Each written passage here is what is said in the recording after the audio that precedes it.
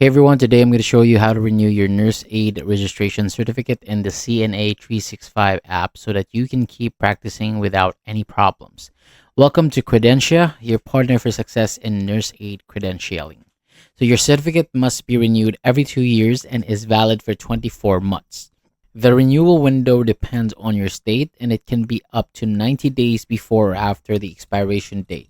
So to confirm your exact timing, check renewals in your state handbook or search renewals in the self-help guides. So to renew, open CNA 365 and go to registry. If your certificate is near expiration, you'll see renewal.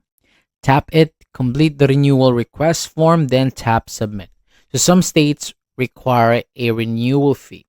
If you see a payment step, tap add card, complete the payment, and then submit the request. So after approval, your new certificate will appear in registration. Tap view registration to open it or download at the top right to save a copy. If your state issues paper certificates, it will be mailed to your address. So double check your info in manage profile before submitting. You need a duplicate paper certificate, tap duplicate registration at the top right. Choose your reason and tap submit. So once approved, it will be mailed to your address. Also check your email for any notifications. So thank you so much for watching. For more videos like this, hit the subscribe button below.